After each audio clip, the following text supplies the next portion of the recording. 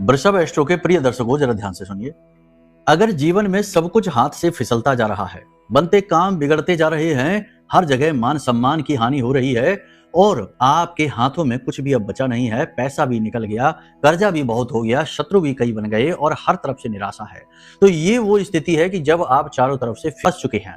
तो आज हम आपको बताते हैं कि आपके जीवन में ऐसा क्यों हुआ, इसका सबसे बड़ा कारण क्या है और इसका निवारण क्या है।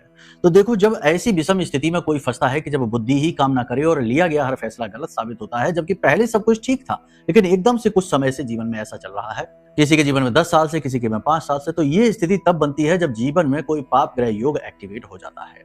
अभी कल ही हमारी एक व्यक्ति से बात हो रही थी, किसी बड़ी कंपनी में बहुत बड़े पद पर पोस्ट पर थे, लेकिन 2019 से उनकी शनि की महादशा शुरू हुई, तब से बर्बादी ऐसी है कि आज के समय में तो वो ये कह रहे हैं कि इस मार्च के महीने के अंत तक तो हमारी नौकरी जाने की भी बात हो रही है, नोटिस पीरियड पर हम चल रहे हैं। यानी कि कहने का मतलब यह है कि जो तरक्की की सीढ़ियां चढ़ रहा था वह अचानक गिरना शुरू हो गया। ऐसा क्यों होता है? कुंडली में जब कोई पाप ग्रह योग एक्टिवेट हो जाता है तो दुर्दशा शुरू हो जाती है, काम बनने बंद हो जाते हैं और हर तरफ से निराशा हाथ लगती है।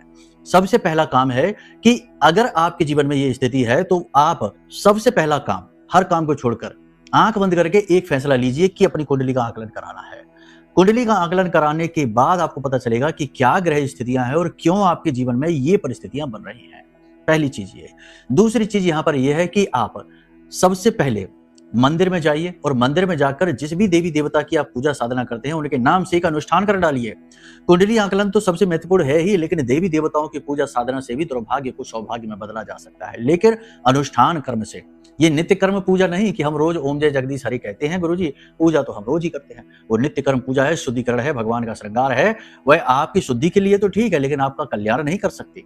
उसके लिए अनुष्ठान ले लीजिए। तो नवरात्रि का ये समय चल रहा है, मंदिर में जाइए और मंदिर में जाकर भगवान के सामने बैठकर जिस भी भगवान के रूप में आपकी आस्था है, हनुमान जी हैं तो प्रतिदिन 11 दिनों तक 11 हनुमान चालीसा का संकल्प ले लीजिए। भोले बाबा की पूजा करते हो, उनमें आस्था है तो प्रतिदिन 11 माला ओम नमः शिवाय पंचाक्षरी मंत्र का संकल्प ले लीजिए 11 दिनों के लिए और कर डालिए। संकल्प से बड़े से बड़े दुख से मुक्ति के मार्ग खुल जाते हैं।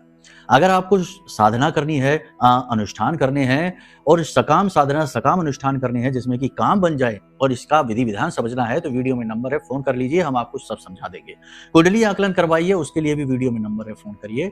आपके भाग्योदय के मार्ग इन्हीं 2 मार्ग से खुल सकते हैं। बाकी कुछ भी करते रहिए, कुछ लाभ नहीं होने वाला है।